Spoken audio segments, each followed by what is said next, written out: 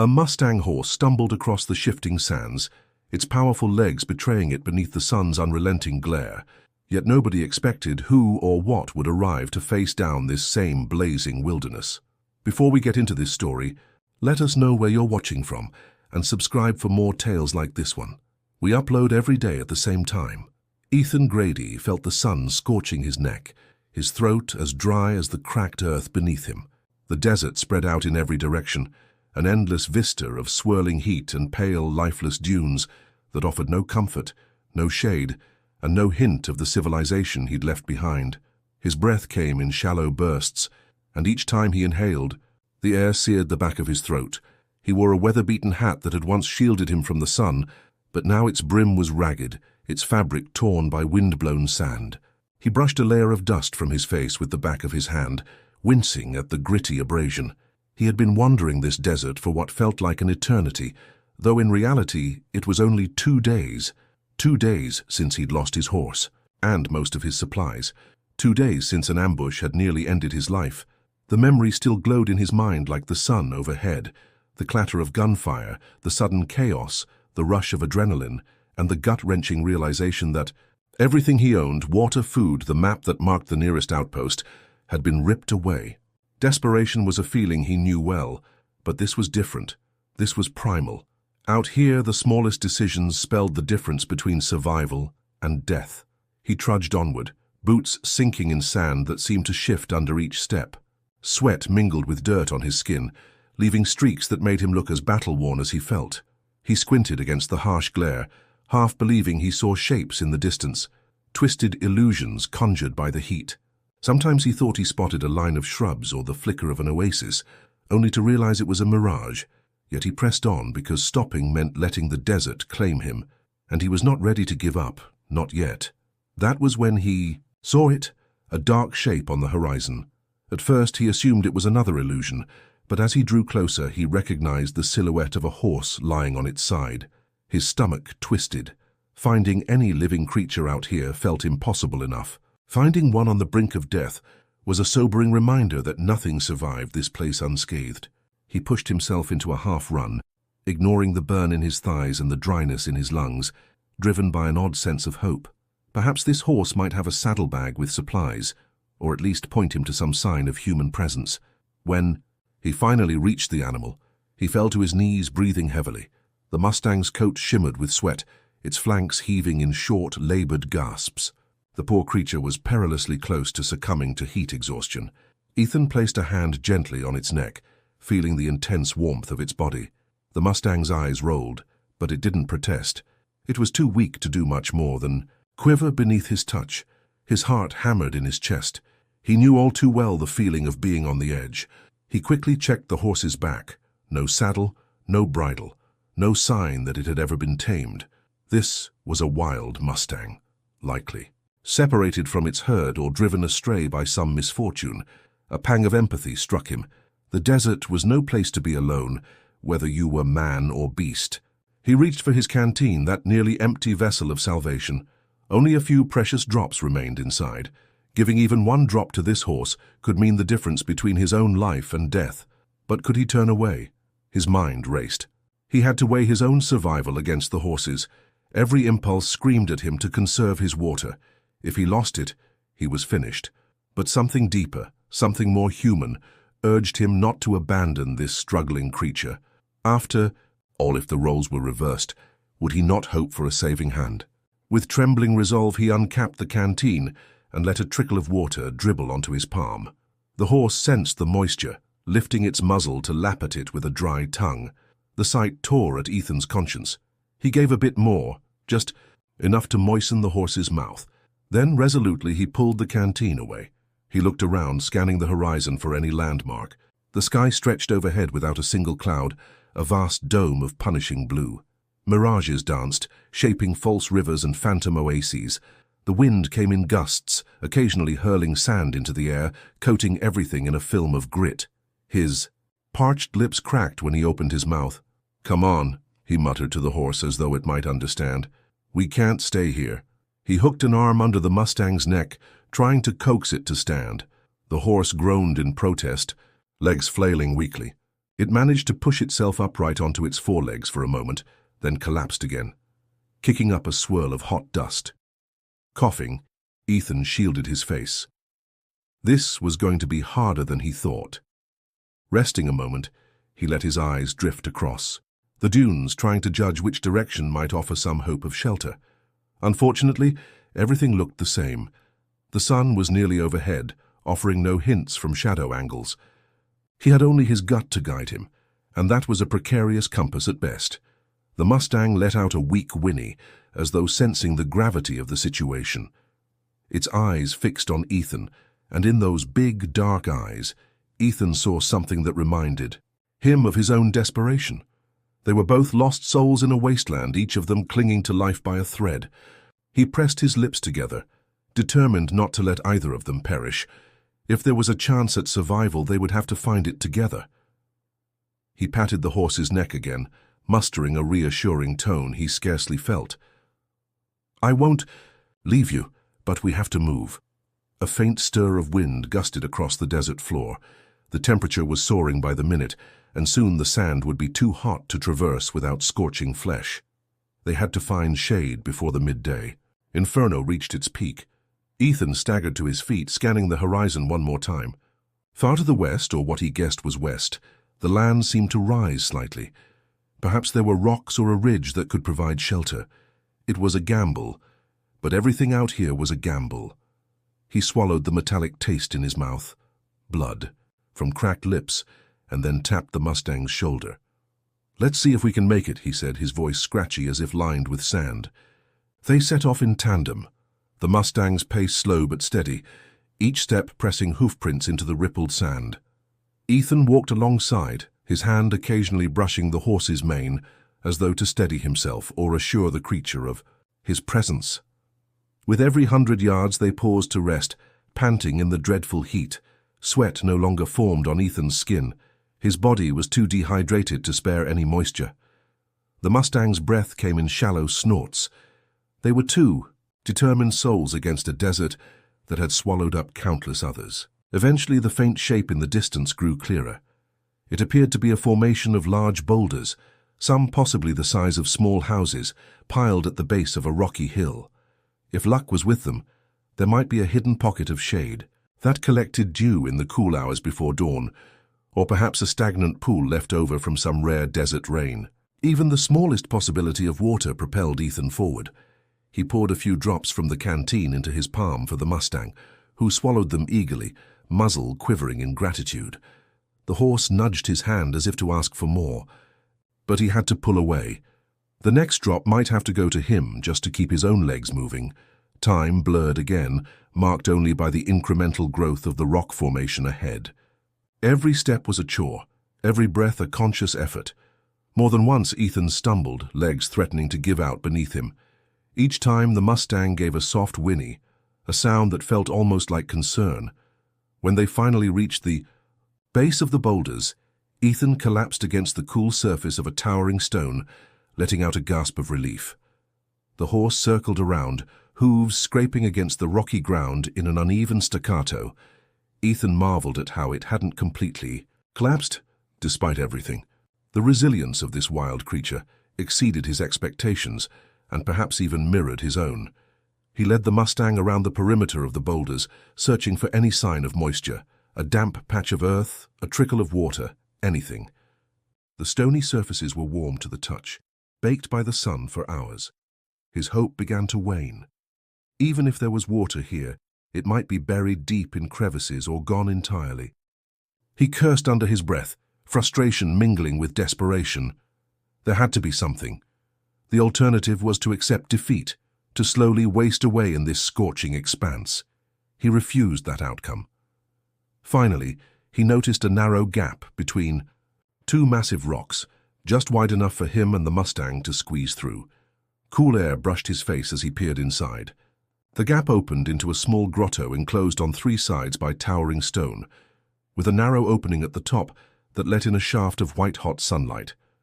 In one corner, a trickle of water dripped from a crack in the rock, pooling into a shallow depression.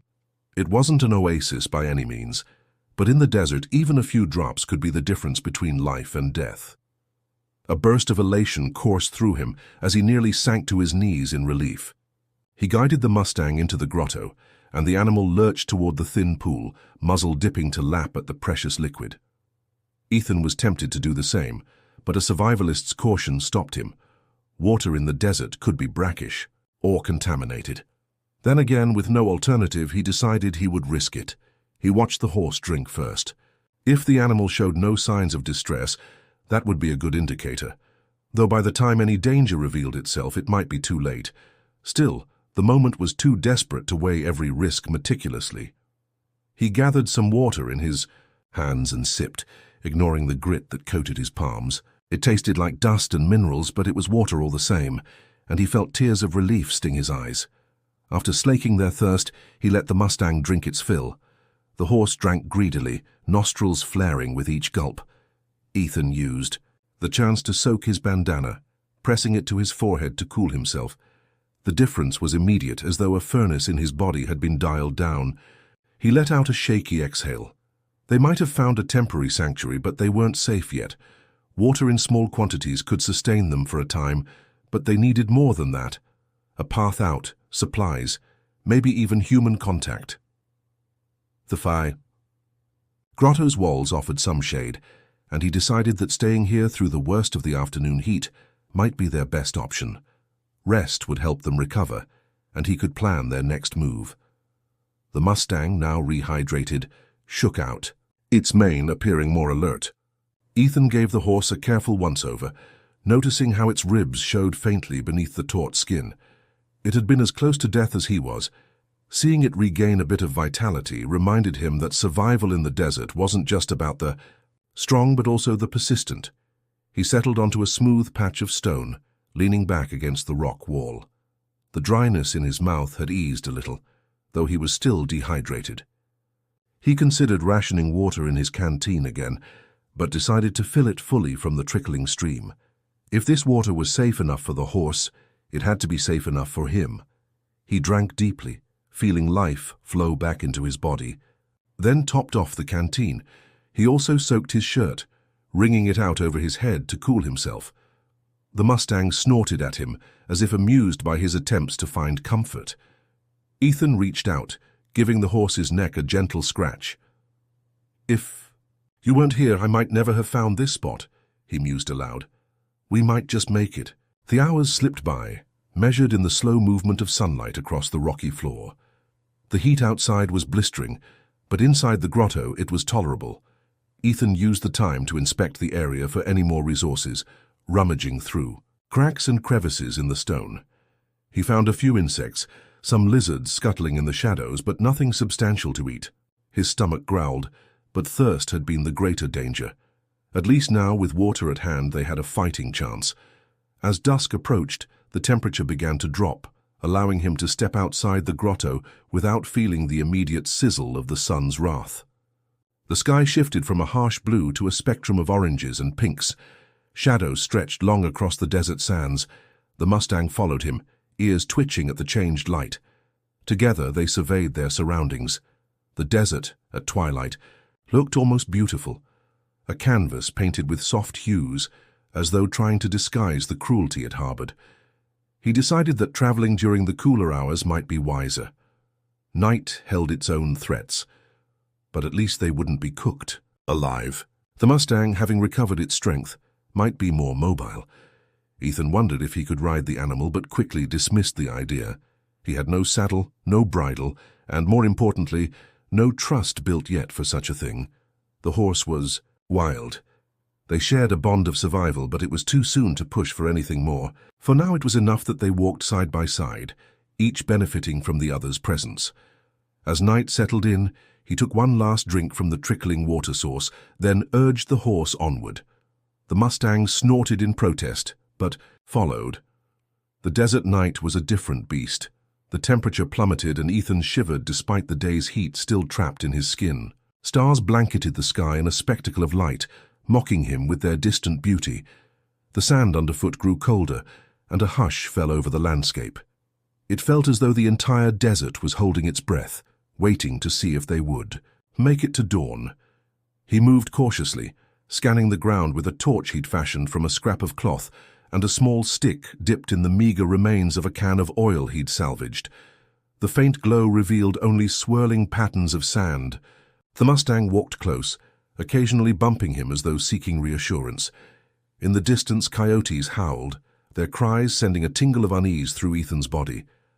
A wild Mustang would normally be strong enough to fend off small predators, but this horse was still weak, and Ethan himself was armed with only a knife.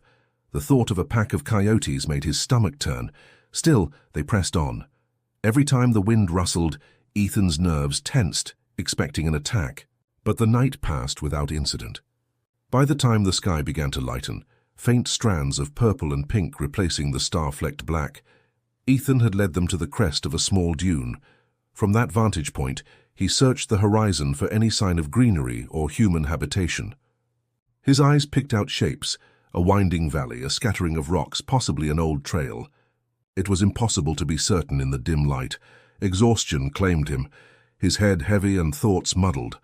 He considered making camp right there, letting the Mustang rest properly.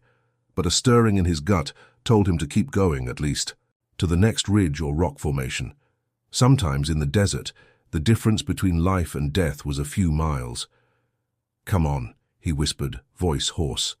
The horse nickered softly, as if in agreement. They descended the dune, their footprints trailing behind them as they ventured into another stretch of rolling sand. The desert sunrise brought a soft golden glow, momentarily lulling them into a false sense of serenity. For a brief moment, Ethan allowed himself to believe the world wasn't so harsh. The Mustang's coat caught the early light, revealing a lustrous sheen that hinted at the proud creature it could become again, with enough care and rest. He reached out to pat its shoulder, a silent vow to see this through.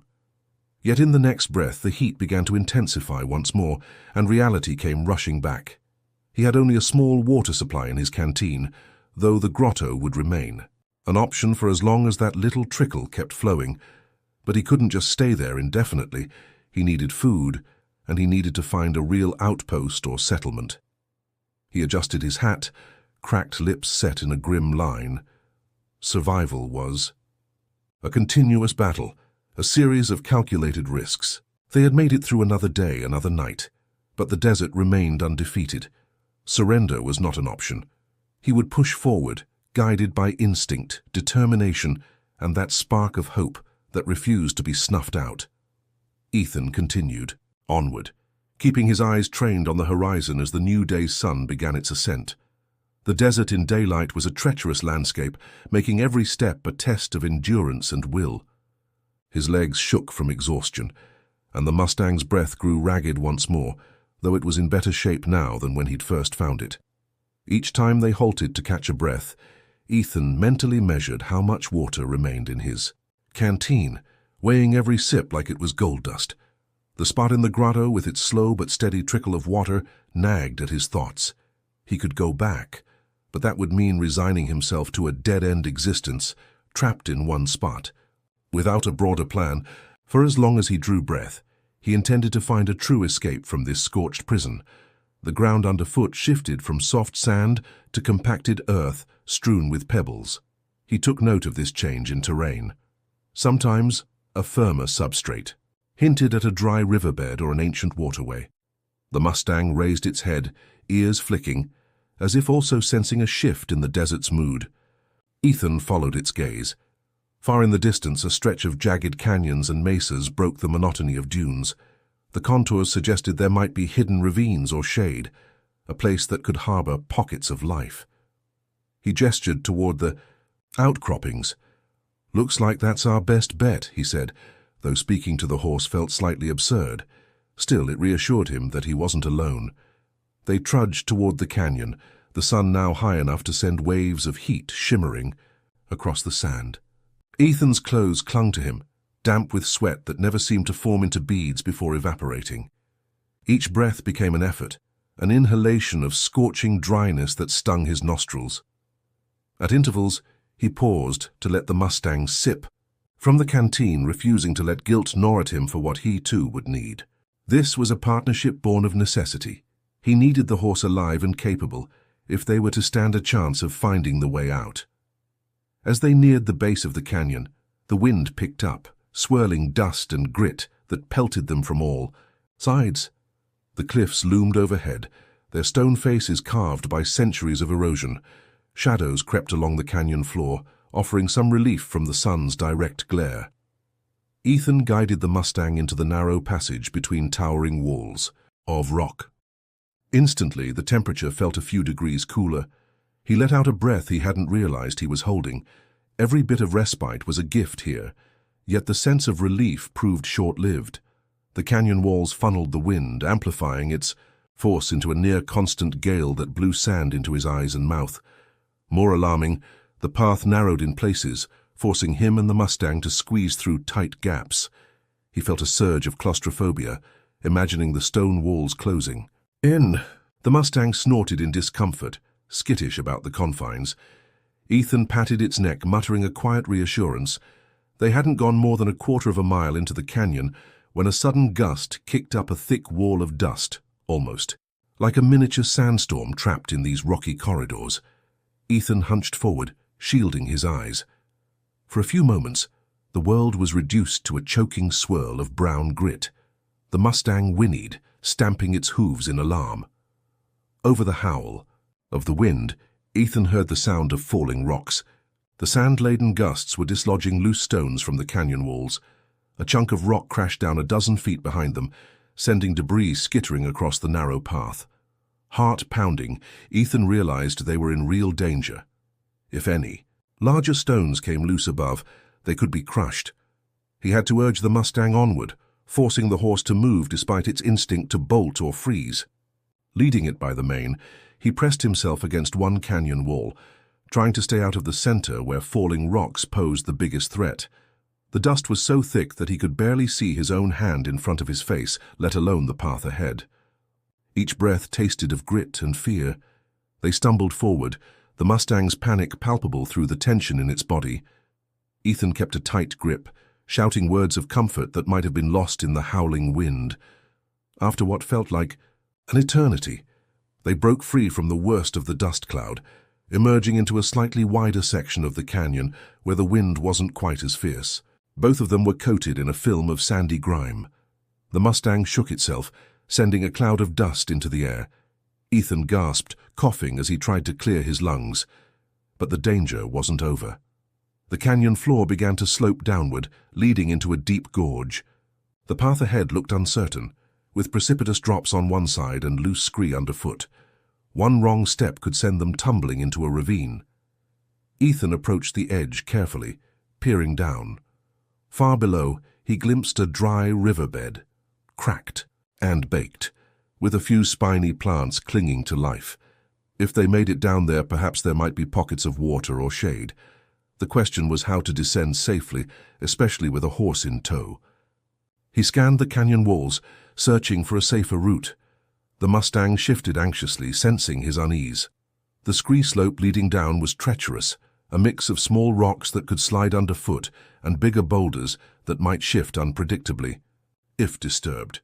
But he saw no alternative.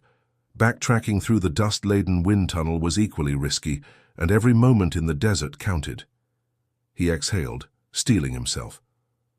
"We go slow," he said aloud, mostly to calm his own nerves.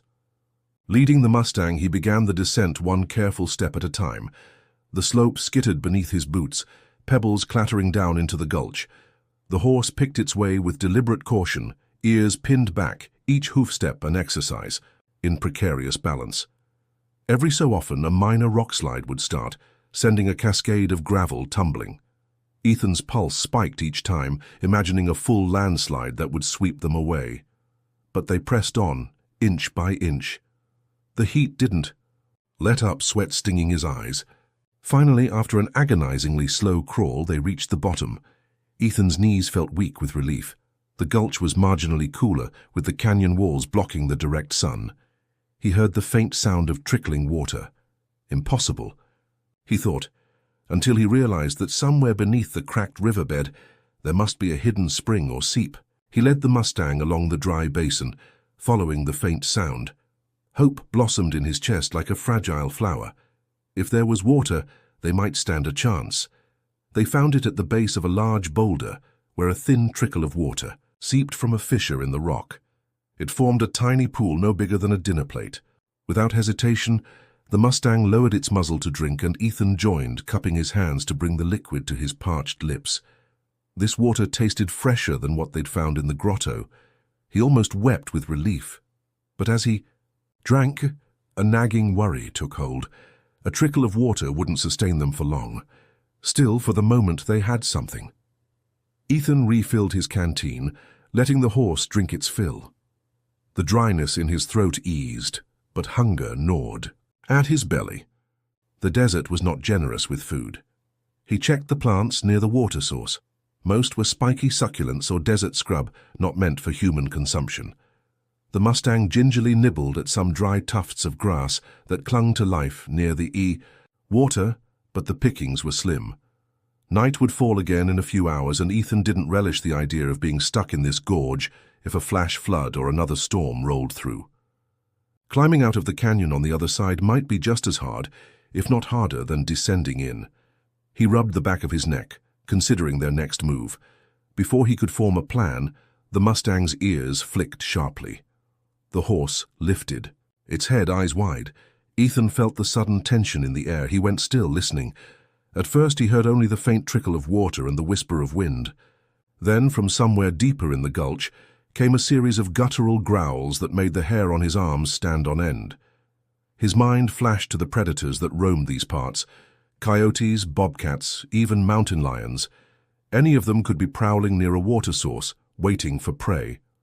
He placed a calming hand on the Mustang's flank, feeling the tremor that ran through its muscles.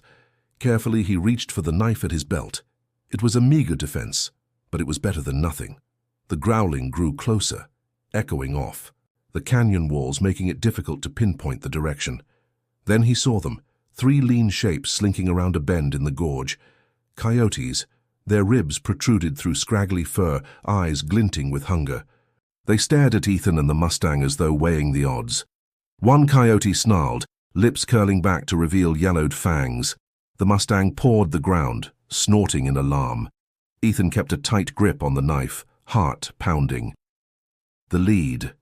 Coyote crept forward, head low, teeth bared. Its companions fanned out, trying to flank. Ethan moved to place himself between them and the Mustang, brandishing the blade. His mouth was dry again, this time from adrenaline rather than thirst. He shouted, trying to sound bigger, fiercer. The coyotes hesitated but didn't retreat. They were desperate, and desperate predators could be dangerously bold. Ethan kicked a loose rock toward the closest coyote, shouting at the top of his lungs. The stone struck the creature's shoulder, and it yelped, scampering back a few paces. The others hissed and whined, uncertain whether to advance. For a moment the standoff continued, tension coiling in the air like a live wire. Another rock, another shout, and the coyotes broke formation, backing off with reluctant snarls. They hovered beyond knife range, unwilling to give up entirely. Ethan took a step forward, knife brandished. A primal fury churned inside him. Refusal to surrender to the desert or its predators. The Mustang let out a high-pitched squeal, rearing up slightly. This sudden display of aggression seemed to tip the scale. The coyotes, scrawny and hungry, decided the fight was not worth the risk. They slunk away, still glaring over their shoulders, as if promising they would return when weakness prevailed. Only after the coyotes disappeared around the bend did Ethan allow himself to breathe. His body trembled with the aftermath of adrenaline. The Mustang paced nervously, blowing air through its nostrils. Ethan reached out a hand, calming it with gentle strokes. "It's okay," he rasped, though his own voice shook. They had survived this encounter, but the threat was not gone. The coyotes might be back if they lingered too long. He scanned the canyon walls again, this time looking for a route upward. If they could reach higher ground before nightfall, they might avoid another ambush. But the walls looked even steeper on this side. His gaze swept across rocky ledges, crumbling slopes, and jagged outcrops. None offered an obvious safe path. He swallowed hard, wishing he had climbing gear. The best he could hope for was a narrow switchback or a series of natural ledges to scale. As he stood there evaluating, the Mustang nickered softly, as though urging him forward. He realized they couldn't afford to wait. Another confrontation might come, and they had neither the energy nor the advantage to keep fighting. With renewed determination, Ethan guided the horse to the mouth of a rocky incline. It was littered with loose scree, and each step threatened to send them sliding. Still, it seemed the least impossible of the options. They began the ascent, the Mustang straining with each pull of its hooves. Ethan pressed a shoulder against the horse's flank to help steady it, clinging to cracks in the rock for leverage. More than once, they slipped, heart-stopping moments when gravity almost claimed them. Dust and pebbles cascaded downward in small avalanches. They pushed on, driven by a shared will to escape the canyon's treacherous trap. By the time they reached a small plateau halfway up, Ethan's lungs burned and his throat screamed for water. He paused to catch his breath. The vantage point provided a broader view of the desert beyond the canyon. In the distance, the horizon shimmered with more dunes and rocky outcroppings. The emptiness was daunting, yet he clung to the belief that eventually they'd find a route out, a place with real shelter and perhaps other people. For now, they had cleared the immediate danger, but each obstacle tested their limits, showing how relentless the desert could be. It was a place where a single moment of inattention or a single misstep could spell the end. Ethan looked at the Mustang, marveling at the way their fates had become entwined, both battered by hardship, yet neither willing to concede. The horse snorted, as if sharing that sentiment. With the sun sliding toward late afternoon, he urged them onward. The next challenge awaited, as it always did in this unforgiving land. They would face it together or not at all. They climbed higher, each labored step revealing new stretches of parched land beyond. By the time they cleared the canyon rim, the sun had drifted lower in the sky, painting the horizon with streaks of amber and crimson. A fresh wind swept across the plateau, stirring Ethan's hair and cooling his sweat-drenched skin. For a moment, he let his eyes close, savoring the relief that came with a cooler breeze. His body was on the verge of collapse, every muscle quivering from exertion and thirst. The Mustang stood beside him, flanks rising and falling, nostrils flaring. Still, the horse remained a resolute presence, as if it too refused to let exhaustion claim it entirely. Ethan scanned the open desert below.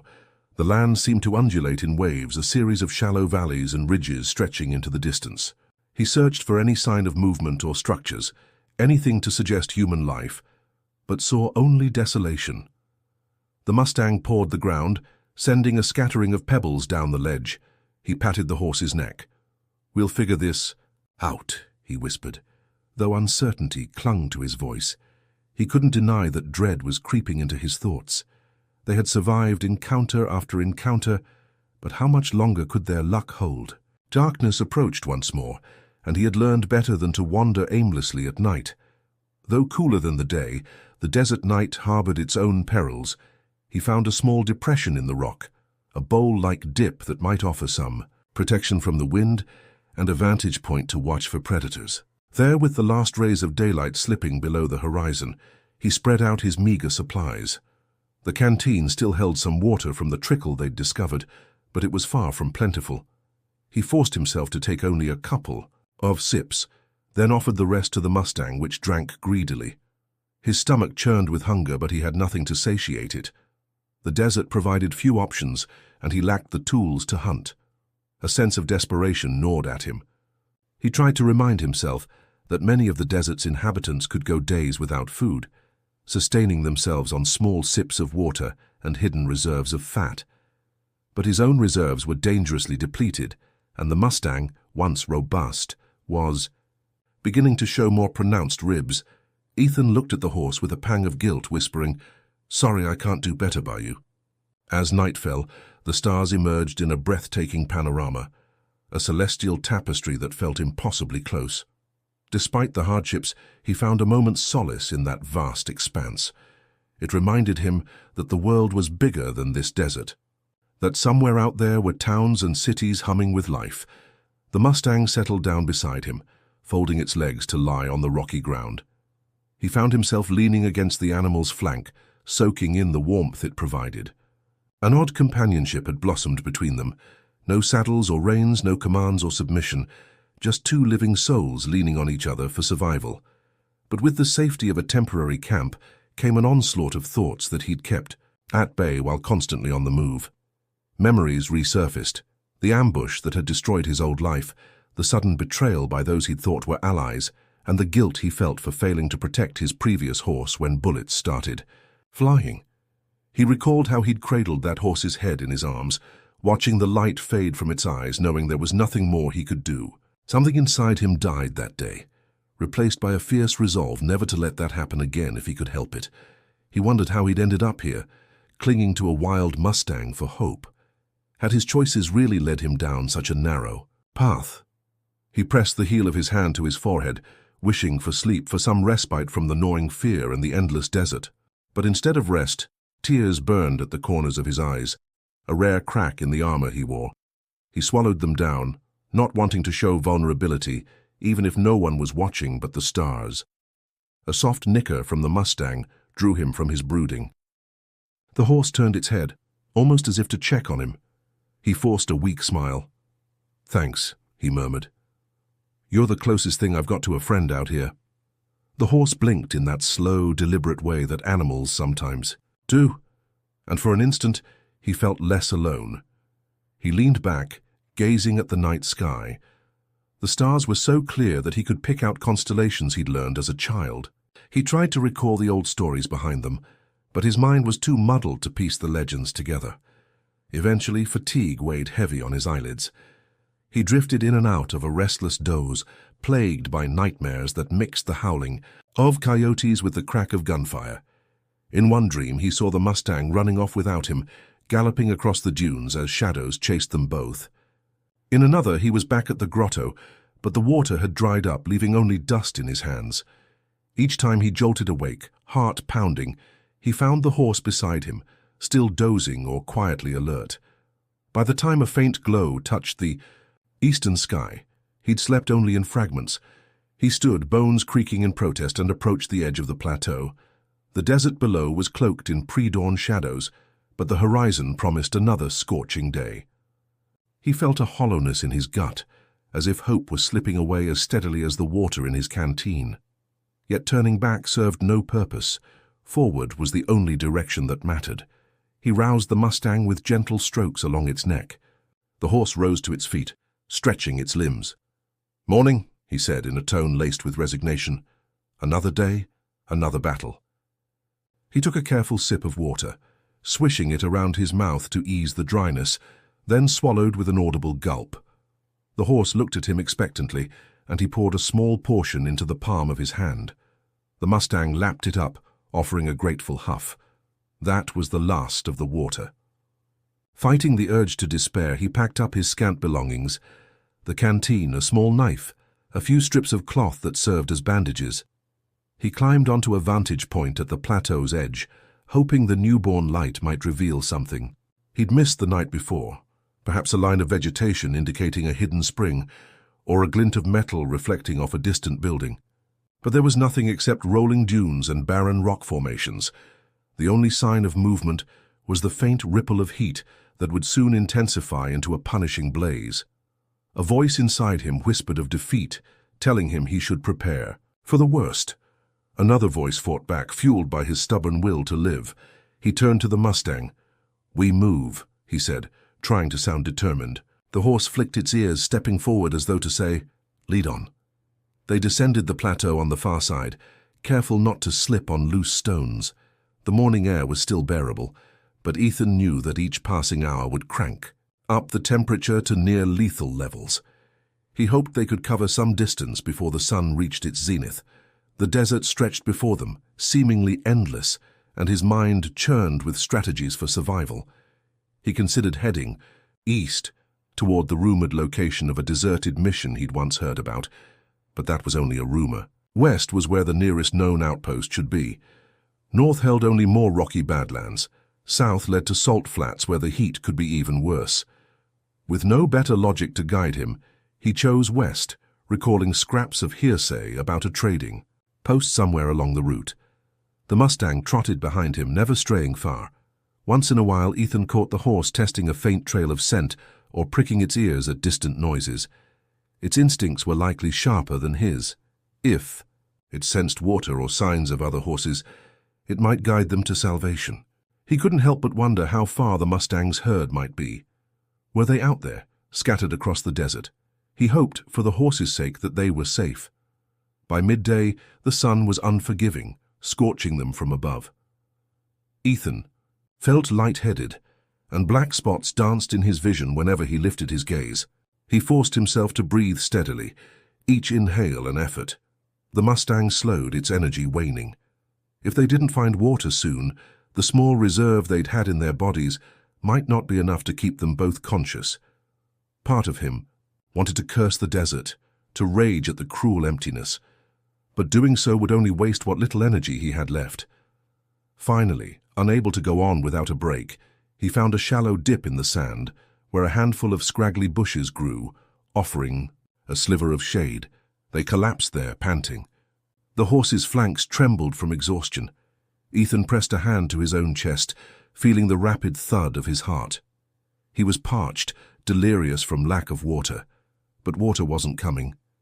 His mind drifted, and he found himself staring at nothing, thoughts unraveling in the heat. Faint memories danced in his head.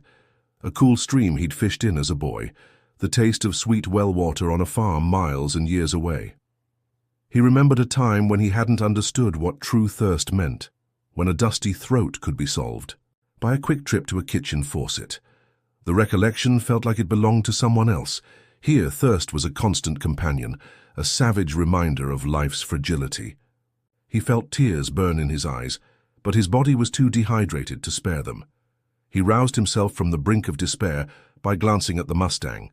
The horse looked equally drained, sides heaving. Yet, in its eyes, Ethan could still see a fierce will to live, a pang of guilt mixed with admiration. He had brought this animal along on his quest for survival, and now they were both stranded, possibly doomed. But if there was any chance left, they had to rise and continue forward. He pushed himself to his feet, muscles protesting. The desert swayed around him, or perhaps it was his own dizziness. "We can't die here," he muttered. "Not yet." The Mustang flicked its ears, as if acknowledging his words, summoning. The last of his fortitude, Ethan began to walk, leading the horse westward once more. Each step was pure will, his body operating on reflex more than strength. He drifted between clarity and haze, the line between reality and exhaustion induced. Hallucination growing ever thinner. Hours passed in a blur. At some point he stumbled and fell to his knees, sand scraping his skin. The Mustang nudged him, almost as though urging him to stand. He pressed his palms into the burning sand and forced himself upright. Every joint screamed, every nerve felt aflame, but he refused to surrender. This was the moment of vulnerability, when the desert pressed its advantage. It would win unless he found a reason to keep fighting. "Just a little farther," he promised, though he had no evidence to support that hope. The horizon shimmered, offering illusions of water that he knew were false. Still, he clung to the notion that somewhere ahead lay a refuge or a chance, encounter with another traveler. The Mustang plodded beside him, never lagging, as if sharing the same fragile dream.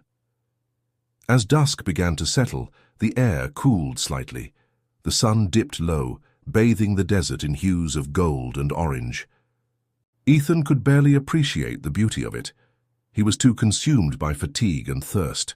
He wondered if this was how it would end, collapsing under a glorious sunset, the desert taking him silently. In the distance, shapes moved across the dunes, but he couldn't tell if they were real or more figments of his heat-addled mind. Then the Mustang perked up, ears straining forward. It let out a sudden neigh, a call that echoed across the sands. Ethan squinted, trying to see what the horse had detected. His vision swam, but he thought he saw silhouettes against the shimmering horizon, horses or people. He stumbled forward, heart pounding with renewed adrenaline. Maybe, just maybe, salvation was at hand. Or maybe it was another mirage, the cruelest of illusions. Yet the Mustang's reaction gave him hope. It wouldn't greet a hallucination so eagerly. He steeled himself, ignoring the tremors in his limbs. Survival demanded that. He greet this possibility with everything he had left, because if it was real, if someone was truly out there, this might be the only chance they'd get. and if it wasn't real, well, the desert would claim them soon enough. Night fell in a hush of violet and indigo, broken only by the distant cry of a lone coyote. Ethan pressed onward, driven by the Mustang's sudden burst of energy. His head pounded with dehydration, and each breath rattled in his chest, but the sight, or promise, of something ahead kept him upright. The horse, too, seemed to be running on pure instinct now, its ears perked and tail flicking, as though it could sense a gathering or a source of water somewhere beyond the dunes. He stumbled over a small rise, nearly losing his footing in the loose sand. Below, by the thin light of a waxing moon, he saw shapes moving, dark silhouettes of horses, maybe half a dozen. Wild Mustangs, their coats reflecting moonlight in a faint silver glow. They moved with a certain grace, clustered around a low-lying spot in the desert. Ethan's throat tightened with anticipation. Could there be water there? He took a step, and the horse at his side let out a vibrating neigh that resonated across the dunes. Immediately, the wild Mustangs froze, their heads whipping around to locate the newcomer. Ethan felt a jolt of uncertainty. He had no idea how these wild horses would react. Would they see his Mustang, weak and accompanied by a human, as a threat? The desert was a realm of survival, and every clan, whether human or animal, had to protect its own resources. He crouched, placing a calming hand on his horse's neck, and waited. A moment later, one of the wild Mustangs, a large stallion with a dark mane and proud stance, took a tentative step forward, sniffing the air. Ethan remained still, heartbeat thudding in his ears. He risked calling out softly, though his voice was cracked and faint. "Easy, we're not here to harm you." His own Mustang nickered again, ears angled toward the herd. The stallion let out a sharp snort but didn't charge. Instead, it tossed its head, as if deciding what to do. To Ethan's relief, the tension seemed to ebb. One by one, the other wild horses returned to whatever they had been doing, which appeared to be drinking from or licking at the ground. He realized that the low-lying spot must be a seep or natural basin where groundwater collected just below the surface, enough for the horses to find moisture. The large stallion kept an eye on Ethan and his companion, but did not seem immediately hostile. Cautiously, Ethan guided his Mustang down the slope. He paused a respectable distance from the herd, giving the lead stallion time to assess them. Then his Mustang took the initiative, stepping closer, lowering its muzzle to the ground. The stallion pawed the dirt, sending a message, but did not run them off. It was a moment of delicate negotiation in the language of horses. Body angles, ear positions, subtle movements that decided whether you belonged or were trespassing. Ethan's breath caught in his throat when he saw a foal peek out from behind one of the mares. This was a real herd, a family unit, and each member had a role. He hoped they would see his Mustang as a potential ally, or at least not a threat. For a few tense seconds, the stallion eyed them both, ears flicking. Then it turned away, apparently deciding there was no immediate danger. Ethan let out a shaky sigh, silently thanking the fates. His Mustang sniffed and scraped the ground, seeking that precious dampness. Ethan fell to his knees beside the animal, feeling around the sandy soil. Sure enough, with a bit of digging, he found a patch of moist sand. He scooped some into his mouth, ignoring the gritty texture. It was a pitiful substitute for a clear spring, but it was water of sorts, and he could taste it. It might be enough to stave off death a little longer. The herd drifted around them. A few curious mares stepped closer, their large eyes reflecting moonlight. Ethan remained still, letting them decide how close to get. He sensed that if he made any sudden moves, the stallion would be on him in a flash.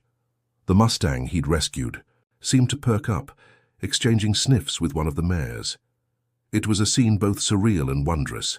This battered horse, a wanderer like him, now finding kin in the wild.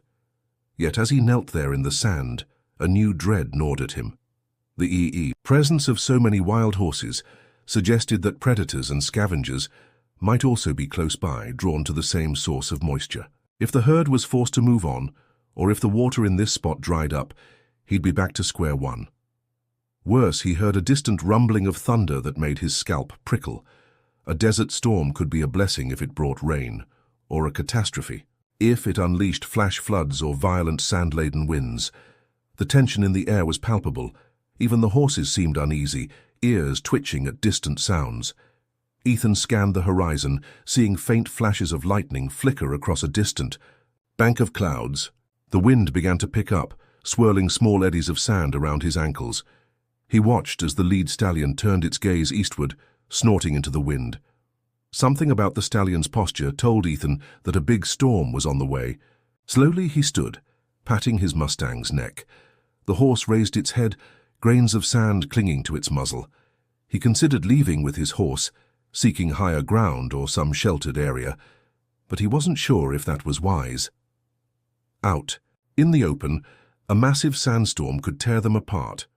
The best bet might be to stay with the herd, which might instinctively know how to weather the storm. The wild Mustangs had survived here for generations, adapting to the desert's brutal whims. Perhaps they had a hidden nook or gully where they could ride out the fury of nature.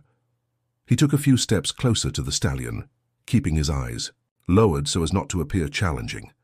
Lightning sparked again, illuminating the herd for a split second in a ghostly glow. The stallion pawed at the ground, uncertain. The mares huddled closer together, the foal in their midst. Ethan swallowed hard, thinking of the danger that loomed. If this storm broke in full force during the night, the wind alone could scald their skin with blown sand. Suddenly a gale roared across the desert. The horses whinnied in alarm, skittering sideways. Ethan shielded his eyes, feeling a sting as airborne sand lashed his face. The Mustang beside him neighed, turning its flank against the gust.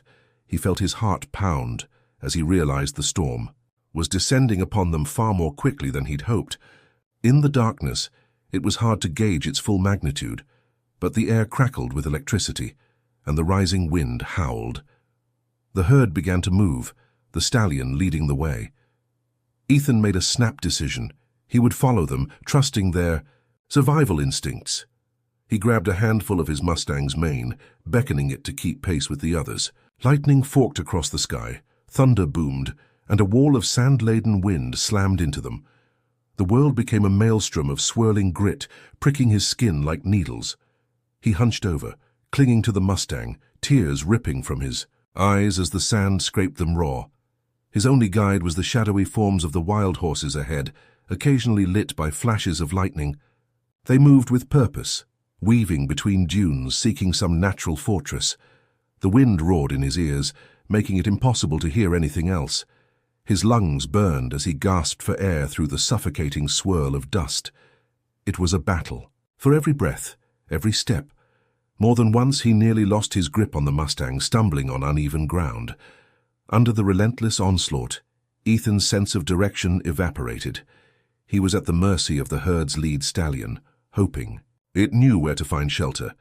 A fierce bolt of lightning struck not far away, splitting the sky with a deafening crack. For an instant, the desert glowed a blinding white, revealing the swirling chaos around them. Sand whipped in horizontal sheets, torn by the wind's fury. Then darkness returned, and the thunderclap nearly drove him to his knees. With each step, exhaustion weighed him down like an anchor. He could barely see, his eyes streaming from dust and grit. All that kept him moving was the primal will to survive and the unwavering presence of the Mustang under his hand. If not for this horse, he might have been swept away in the storm, lost in the swirling blackness. The howls of wind drowned out everything else, and he wondered if the rest of the herd was still around, or if they'd scattered in the tempest. Suddenly the Mustang pulled to the side, dragging him with surprising strength. He staggered, nearly falling, but then realized the horse was steering him toward a rise of rock jutting out from the sand. The stallion and the other Mustangs converged there as well, pressing themselves against the leeward side, where the rock provided a partial windbreak. Ethan collapsed behind the outcrop, hugging the Mustang's neck as the storm battered the other side. The wind still whipped around them, but at least they weren't in the direct path of flying sand and debris.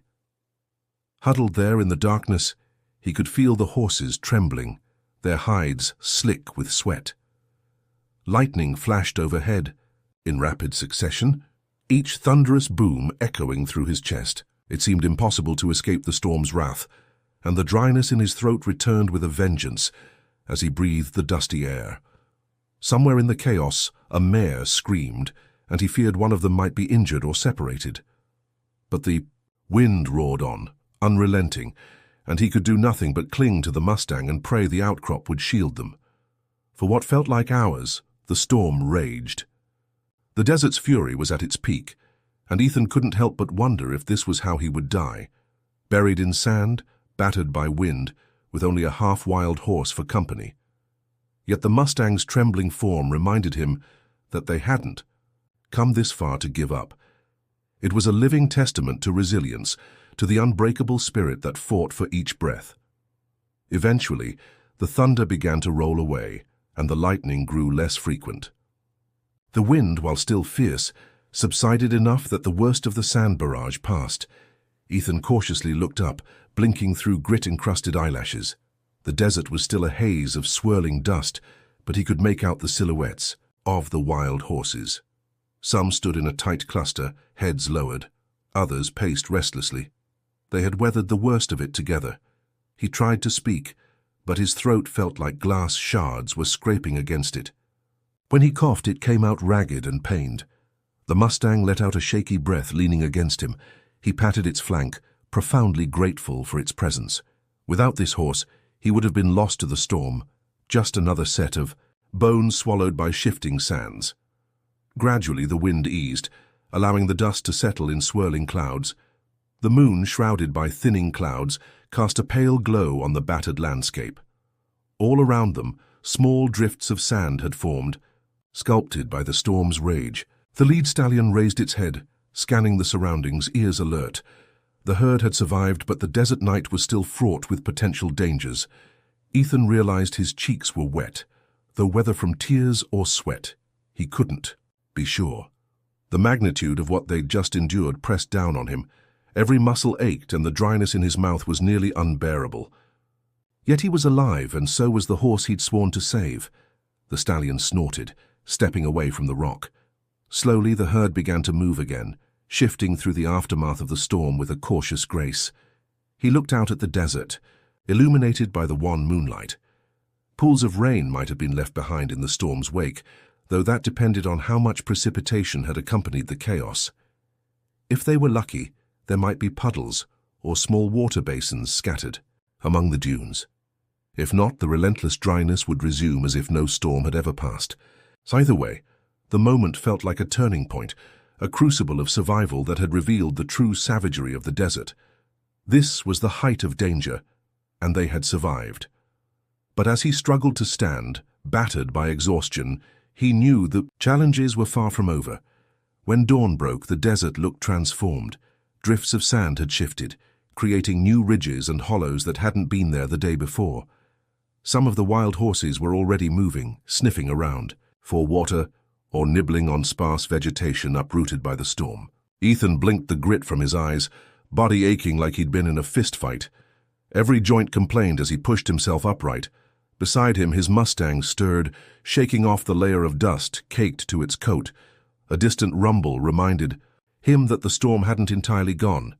It still loomed on the horizon, clouds boiling in dark masses. But for the moment, the sun's rays broke through, illuminating the battered landscape in a golden haze. It was eerily calm, as if the desert was catching its breath after unleashing its fury. Ethan rubbed his neck, thinking that maybe this lull wouldn't last. The stallion and the wild herd began to trot across the dunes, carrying on their eternal search for sustenance. He was torn. Part of him wanted to follow the herd, believing they might lead him to another water source or a place of relative safety. Yet another part reminded him that he was human, with different needs and a single horse that might not be fully welcomed by the wild band in the long run. He gazed at his Mustang, which eyed the departing herd. The bond they had formed was tenuous but real. If the Mustang chose to join them, would it run off and leave him stranded? His stomach twisted at the thought, but the horse stayed at his side, as if uncertain too. The desert, it seemed, was not yet finished testing them. As they crested a newly formed ridge, Ethan paused. In the distance, he could make out a faint shimmer of water, possibly a small lake or pond left behind by the storm's rainfall. His heart leapt. It might be real. Then he noticed movement. figures on horseback near the water's edge. He squinted, shading his eyes against the sun. Human riders, possibly half a dozen or more, leading several horses. Relief surged, followed swiftly by caution. Were they traders, ranchers, or bandits like the ones who had ambushed him before? He glanced at his own Mustang. The horse's ears pricked forward, but it seemed uneasy. If these riders were no friends to stray travelers stumbling into their midst could be lethal. However, real water, enough to refill his canteen and maybe cleanse his wounds, was not something he could ignore. He swallowed, feeling the dryness in his throat, and decided it was a risk worth taking. He gestured for the Mustang to follow, descending the dune at a slow pace, hoping to avoid spooking the group by approaching too quickly. As they drew nearer, he observed that the riders had a certain roughness to them, dusty clothes, well-worn gear, and rifles strapped to their saddles. One tall figure, presumably the leader, wore a broad hat and a bandana around his neck. A pair of saddlebags bulged at his horse's sides, suggesting they carried supplies. Ethan's mind spun with possibilities. Could he trade something for water? He had nothing of real value left except perhaps the Mustang, but that wasn't an option he was willing to consider. He needed to announce his presence carefully. The last thing he wanted was to be mistaken for a threat. "Hello there," he called out, his voice cracking. Instantly every head turned. A few of the riders drew their guns, spurring their horses forward. Ethan lifted his hands, palms open, to show he wasn't armed, aside from the sheathed knife at his belt. His Mustang stepped nervously, sensing tension. "Stop right there," a gruff voice barked. The leader raised a hand, signaling the others to hold. Ethan halted, raising his hands higher. "I'm unarmed," he rasped. I need water, please." He could almost feel the weight of their eyes on him, judging. The leader rode closer, rifle resting across the saddle horn. Up close, Ethan saw the man's scarred cheek and cold, appraising eyes. There was a moment's silence, broken only by the shifting of horses and the distant growl of thunder. "Where'd you come from?" the man asked, voice low and suspicious. "You alone?" Ethan nodded, glancing at the Mustang. "Just me and the horse. We've been out here for days. We found some water, but not enough. The storm nearly killed us." He tried to keep his voice steady, but desperation bled through. The leader's gaze flicked to the Mustang, then to Ethan's ragged appearance. "You look half dead," he remarked. "Got anything to trade?" Ethan shook his head, frustration mixing with despair. "I don't have much. Got jumped by bandits a while back and lost everything. Look, I'm not here to cause trouble. I just need a drink, then I'll be on my way." The leader spat, eyeing Ethan up and down. "You got no coin, no goods, no nothing?" Another rider, a woman with sharp features, nudged her horse forward. "He's worthless," she said, disdain curling her lip. Those words cut deeper than Ethan cared to admit. But before he could respond, the leader's gaze landed on the Mustang again. "That's a fine horse," he observed, a calculating tone creeping into his voice. "Wild, from the look of it. Hard to break, but valuable." Ethan's heart sank. The man was sizing up the Mustang as payment. He set his jaw, turning slightly so his body was between them. "The horse isn't for sale." A flicker of annoyance flashed across the leader's eyes. "Everyone's got a price or a debt." He glanced back at his companions. "The way I see it, you owe us for the water." The tension in the air was palpable. The Mustang pawed the ground, feeling the unease. Ethan's mind raced. If he refused, they might kill him outright, but the idea of trading the horse that had saved his life was unthinkable. "Please," he said, forcing composure into his tone.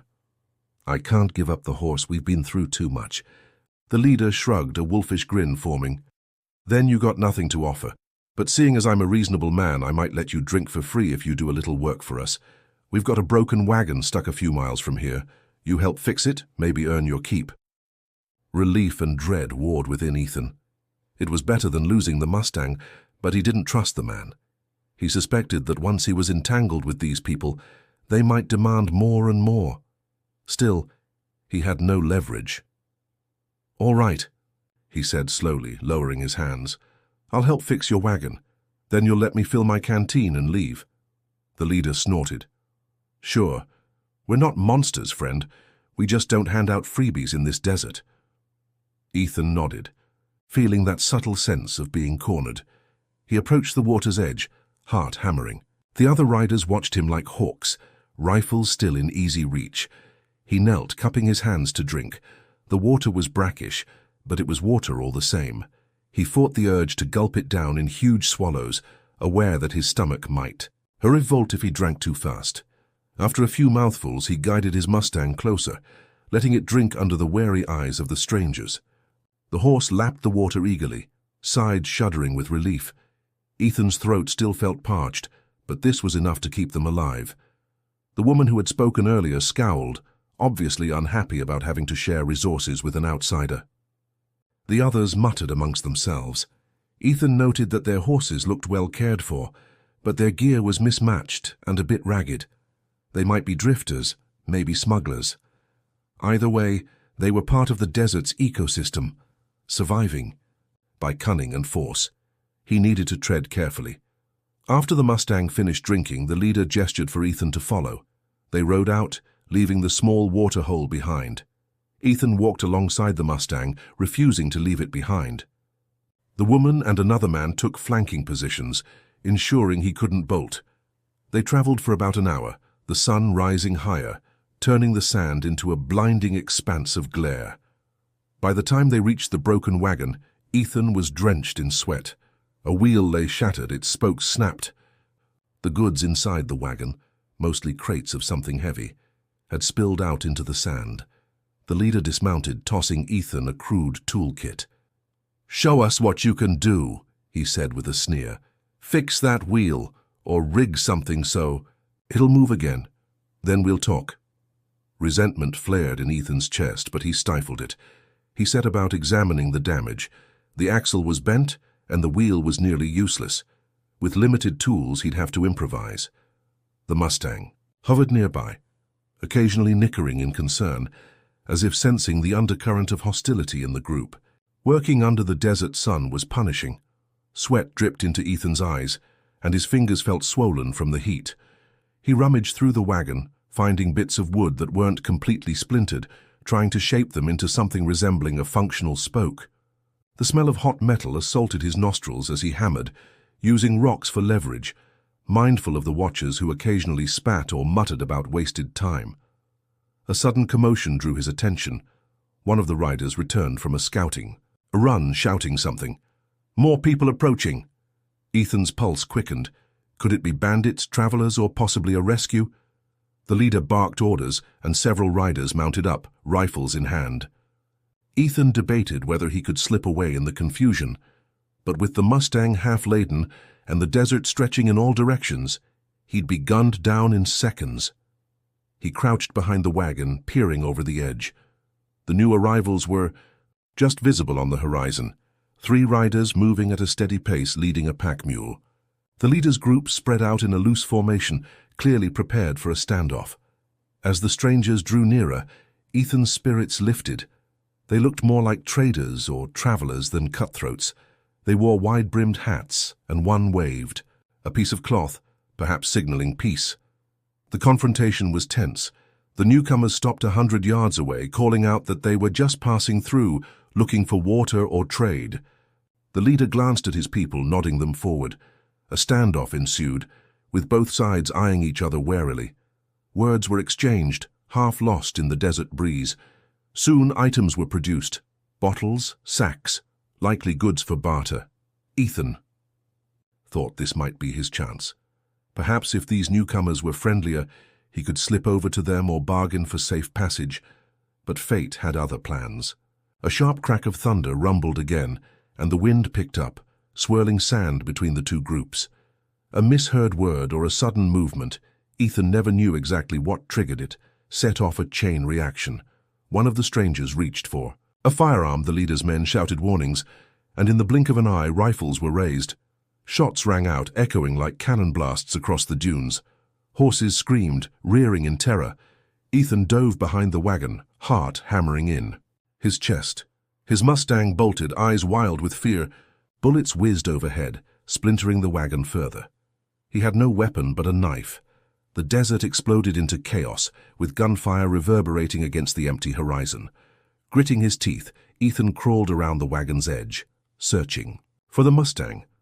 He spotted it about 20 yards away, dancing nervously, tethered to a broken piece of wood. If he could just get to it, maybe he could ride out of this madness. Another volley of shots tore through the air. One of the newcomers fell from his horse, clutching his shoulder. The leader roared an obscenity, firing relentlessly at the retreating pair. Ethan seized the moment, sprinting across the open sand. Bullets kicked up dust around him. He skidded to a stop beside the Mustang, fumbling to free it from the makeshift tether. The horse whinnied in panic. He flung himself onto its back, ignoring the fact that he had no saddle or bridle. "Go!" he shouted, pressing his heels into its flanks. The Mustang leapt forward, adrenaline fueling its limbs. The sudden motion jarred Ethan's bruised body, but he held on, arms around the horse's neck. More gunshots cracked behind them, but he didn't look back. Hooves pounded across the sand, carrying them away from the erupting firefight. Wind whipped past, stinging his sunburned skin. He clung tight, trusting the horse's instincts to outrun the chaos. Only when the shots faded did he dare glance back. Figures were still visible, engaged in a vicious skirmish near the wagon. Smoke curled in the desert air. His heart pounded in his ears, a mixture of terror and grim relief. They had escaped. But at what cost? The Mustang slowed, foam flecking its muzzle. Ethan patted its neck, murmuring words of gratitude. They were free again, alone in a desert that offered no welcome, but at least no immediate bullets were flying at them. The horizon stretched out, shimmering in the rising heat. He had no supplies beyond the canteen strapped at his side, a half-filled container of brackish water. The fight behind them was no longer his concern. All that mattered now was finding a path to survive. He guided the Mustang toward a distant rock formation, each stride a testament to their will to endure. This was the climax of violence in a land that knew only extremes. In the wake of that deadly confrontation, Ethan felt a renewed sense of purpose. He would not surrender, not to the desert, not to desperation, and certainly not to men who preyed on the weak. If he and the Mustang could survive storms, thirst, and flying bullets, then perhaps there was a chance yet. The desert still had more trials to offer, but he was alive, and for the moment, that was enough. An eerie calm enveloped the desert in the aftermath of that harrowing escape. Ethan rode the Mustang deeper into the wastelands, letting the horse choose the path when his own sense of direction failed. Together, they navigated shifting dunes and rocky outcroppings, all under the weight of a relentless sun that refused to show mercy. Despite fatigue gnawing at his bones, Ethan's spirit felt oddly buoyed. They had survived a storm, a vicious firefight, and countless trials. Perhaps they could endure whatever else lay ahead. He urged the Mustang onward, half hoping to stumble upon some sign of civilization, a trail, a cairn of stones, or even footprints. But the desert remained stubbornly silent, its vastness unmoved by human desire. The scorching day wore on. Eventually, Ethan felt compelled to let the Mustang rest. They found a spot where a lone rock offered a meager patch of shade, and he dismounted, wincing at the pain in his limbs. The horse stood with head lowered, sides heaving from their recent sprint. With great care, Ethan checked the canteen. The water within was tepid and tasted faintly of metal, but it was all they had. He scooped a small handful for the Mustang, then drank just enough to wet his throat. The day's heat pressed down like a physical force, and he settled against the rock, trying to gather energy for the next push. His mind wandered to how close he had come to death, so many times. It felt like he was living on borrowed time, each day an unlikely gift. He looked at the Mustang with something akin to awe. They'd become companions in misfortune, forging a connection that transcended words. The horse gave a soft snort as if sensing his thoughts. "We're still here," Ethan murmured. "Guess that counts for something." The Mustang blinked, and he let himself imagine that it understood. For a moment, the desert's hush felt peaceful rather than foreboding. Then, as the afternoon wore on, he noticed a thin line in the distance, something on the horizon that didn't quite match the usual profile of dunes. He squinted. Could it be a ridge or perhaps a tree line? His pulse quickened. Trees meant water, or at least a place where roots might tap into the subterranean supply. No matter how slim the chance, It was enough to galvanize him back onto his feet. He patted the Mustang's flank. "Let's go see," he said, voice raw with hope. They trudged onward, each step kicking up small puffs of dust. Time slipped into a hazy continuum of shimmering heat. At intervals, Ethan felt dizzy, forcing himself to stop until the wave of nausea passed. The Mustang, too, showed signs of weariness, but plodded resolutely forward. At last, the shape on the horizon came into clearer focus, a cluster of stunted trees or shrubs near the base of a rocky mound, and beyond it, possibly, the flash of sunlight on water.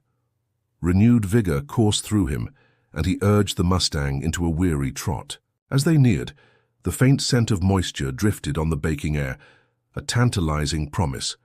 It turned out to be a small spring, no more than a trickle that collected into a shallow pool surrounded by patches of hardy grass.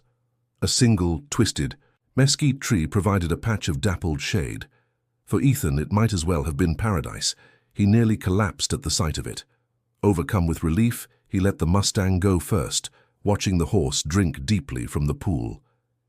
"Easy," he murmured, worried about it gulping too fast, but he couldn't blame it. Thirst had ruled their lives for days. When the horse finished, Ethan knelt at the water's edge. He peered into the pool, clear enough to see the sandy bottom. He dipped a hand in, feeling the blessed coolness envelop his fingers. With a trembling motion, he brought the water to his lips. It was cool and fresh. He drank slowly, mindful of how parched he was. Each swallow felt like a balm on his scorched throat. Tears pricked at his eyes, though he wasn't sure if it was from joy or sheer exhaustion.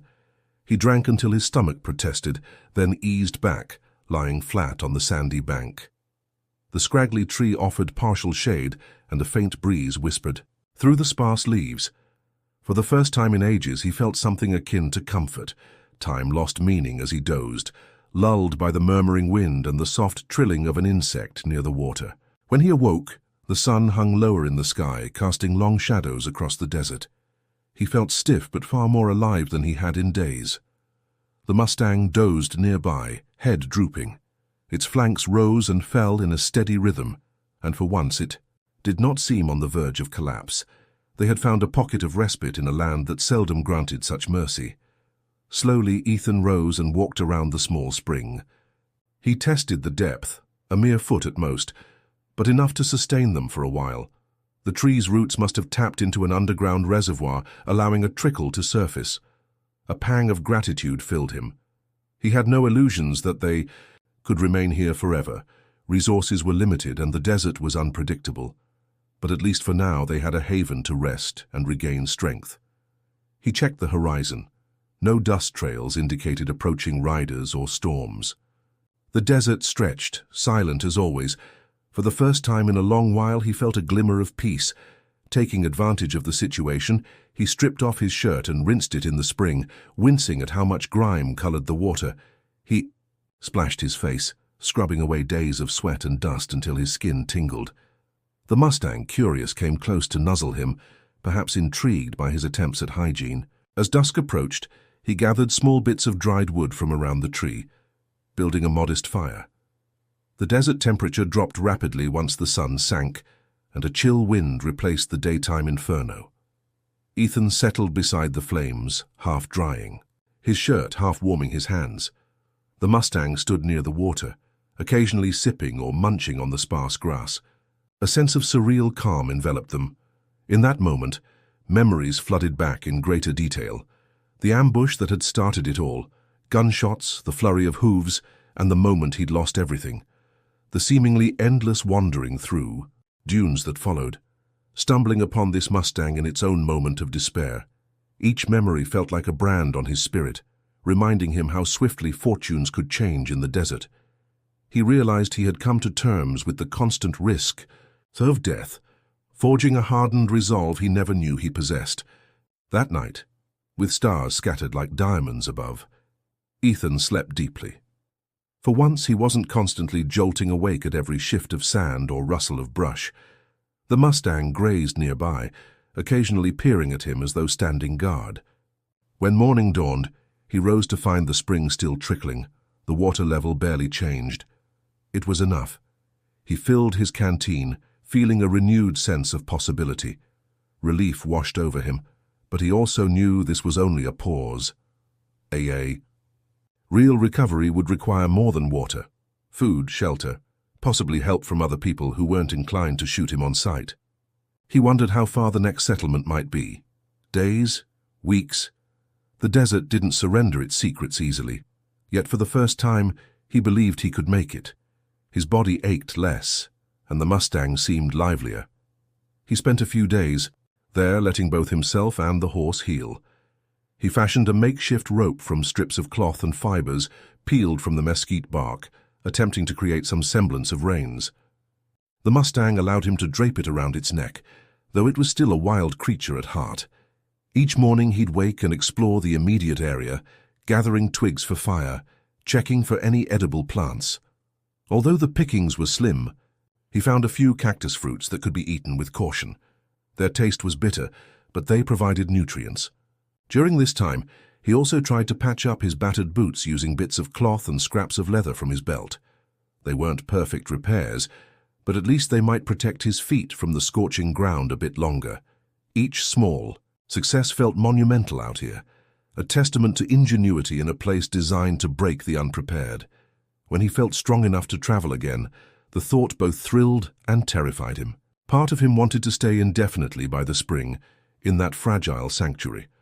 But the desert had taught him that stagnation was a slow death. One random storm or a pack of predators could wipe out the spring's precarious balance. He had to keep moving, keep searching for a more permanent refuge or a way to return to civilization. He stood by the water's edge one last time, gazing at his reflection. He almost didn't recognize the man staring back, gaunt, sunburned, eyes ringed with exhaustion. Yet there was a flicker of determination in those eyes that he respected. Gathering his belongings, he secured the canteen at his side, tested the makeshift rope on the Mustang's neck, and patted its flank. "Ready, friend?" he asked softly. The horse bobbed its head, snorting as though impatient to move on. They set off at dawn, skirting the dunes in search of a better path. The desert had quieted again, as it often did after discharging its anger in storms and punishing heat. He felt a sense of renewed purpose, a conviction that they weren't just surviving, they were living, forging ahead despite every obstacle.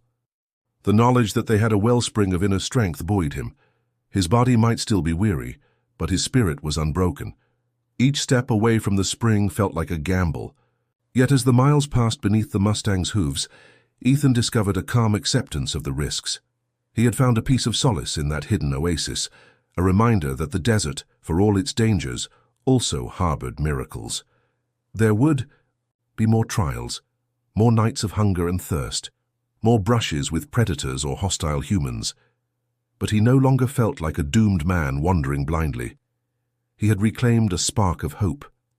There, under the brilliant sky, they traveled deeper, into the unknown, forging onward with a quiet determination that stemmed from relief and the smallest taste of recovery. The desert, vast and austere, remained a riddle, but Ethan and the Mustang moved forward, ready to face whatever lay beyond the next rise. The landscape gradually changed as they advanced, shifting from towering dunes to a mix of rolling hills and scattered rock formations. It wasn't lush, but there were signs of life: thorny bushes with pale flowers, small birds flitting among the scrub, and the occasional scurry of a desert rodent. Each discovery felt like an affirmation. They were edging closer to the fringes of the truly barren sands. Perhaps with enough perseverance, they would find a settlement or at least a well-traveled route. Days blurred into one another. At night, Ethan would make a small fire if he could find enough brush. Warming his hands against the desert chill, he'd share quiet moments with the Mustang, grateful for its steadfast company. By day, they navigated under the sun, each step measured to conserve energy. More than once he thought he spotted wagon tracks or hoofprints in the hard-packed sand, only for them to vanish. Yet those fleeting hints spurred him forward. People had passed through here before, which meant he could too. Finally, one dawn, he spied something on the horizon that made his heart leap. A faint line of smoke. It was too regular to be a wildfire, more likely a campfire or chimney. The Mustang caught his excitement, picking up its pace as if sensing they were close to other human beings. Caution tempered his hope, remembering too well that not all encounters ended well in this hostile land. But thirst for human contact overcame wariness. He pressed on, feeling both anticipation and dread coil in his stomach. As the sun climbed, the shape of a small settlement emerged, a cluster of low buildings, their roofs shimmering in the heat. No more than a handful of wooden structures from what he could tell, but it was enough to kindle real hope. A well, a place to restock water, maybe even a doctor or a stable. He approached slowly, mindful that strangers wandering into small, desert towns weren't always welcomed with open arms. He soon realized it was more of a way station than a proper town. A couple of ramshackle houses, a dilapidated saloon with a squeaking sign, and a corrugated metal shack that might serve as a stable.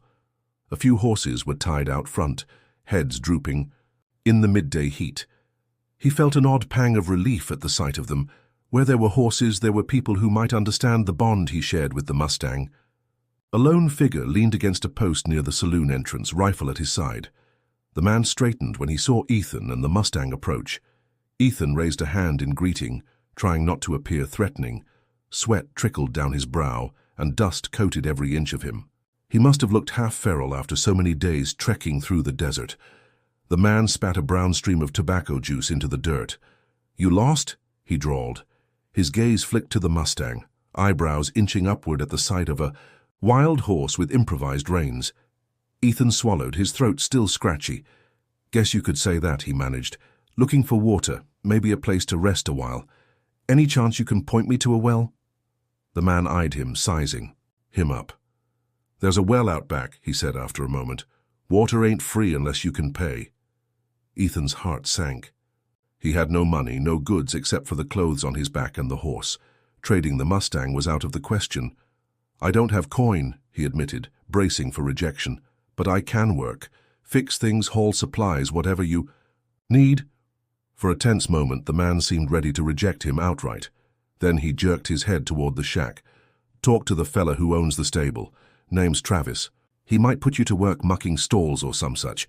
Pay could be a meal and a bucket of water." It wasn't a warm welcome, but it was a chance. Ethan thanked him, leading the Mustang toward the shack.